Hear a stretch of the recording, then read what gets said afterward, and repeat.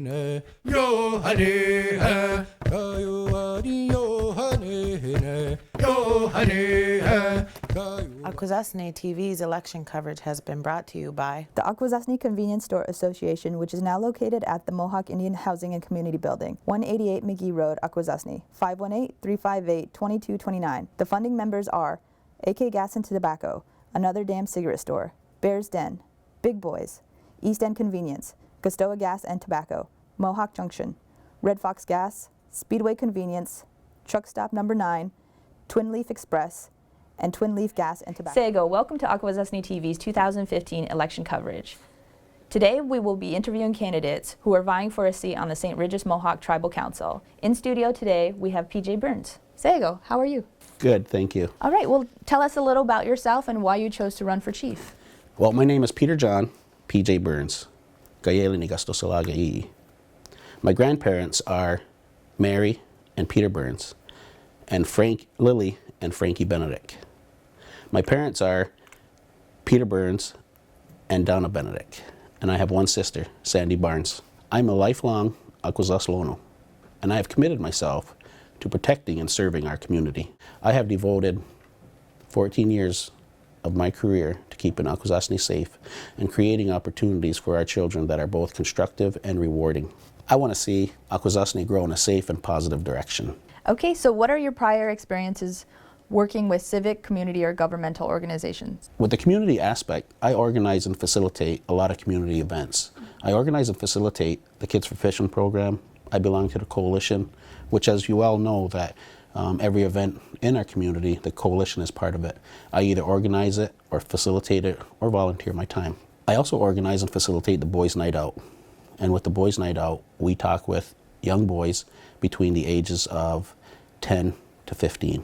We have the Boys Day Out, we have the youth with special needs that we do, and a mountain of toys. I mean, the list goes on and on and on. If there's an event that's happening in Akwesasne, I'm probably usually there and volunteering or organizing in some way or form. On the government aspect, I am well known throughout the St. Regis Mohawk tribe and the Mohawk Council of Akwesasne.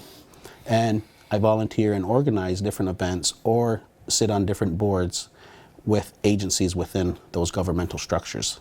Along with all the other community events that I do, I also teach kindergarten and grade 5 in our local school systems, which would be the Mohawk School and Salmon River. So what do you perceive as the 3 most important concerns Akwesasne is facing today?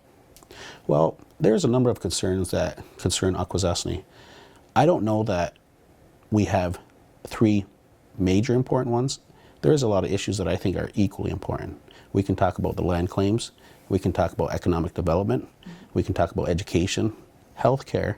We can also talk about some of the youth initiative programs that need to be developed here in Akwesasne to get our youth working. We need to, on our education part, we need to equip our youth with the tools that they can be successful when they enter that workforce. And reiterating on my healthcare, I mean, as you see our elders, a lot of our elders get shipped out to specialty locations like Burlington or Syracuse. We have a health facility, we have a diabetes center, and I think that we need to strive to make sure that these facilities are up and running to full potential, because I see the hardships that happen with transporting our elders to these various locations, and I know some of them don't like to do that. In my 14 years as a public servant, I have seen a major concern with our drug problem, and I see how that affects our youth. With the drugs being here in Akwesasne, with them crippling their minds and their behavior, these individuals are not even getting a chance to exceed or to be to the fullest potential, the capabilities that they have. And for me, that's a personal issue, and I take it to heart because I believe in our youth and our children that they should be able to prosper. So what areas of Akwesasne do you think present an opportunity for economic development and revitalization? Well, when we talk about the revitalization, we can go at cultural tourism, agriculture. Going on the business aspect, we can talk about small businesses, we can talk about manufacturing, we can talk about solar power, whatever the current issues here in Akwesasne, because Akwesasne is so rich in its resources, and we have a good economic development department that I believe that these individuals have the insight, as well as the community. We need to ask the community what they want and have our economic development department work on the needs of the community. They're the ones that know what direction we want to go in. And we have to have the tools to have our community prosper in that direction. Well, what do you think would be an appropriate approach to that? Well, an appropriate approach, what I believe, is that, again, I would want to go in our community and ask them the things that they want, and then have our economic development build strategic plans on the wants of our community. They have the answers. We just need to help them facilitate it. All right, lastly, why should residents vote for you? Because I will look at each situation in full circle with an open mind, level head, and I will lead with my heart.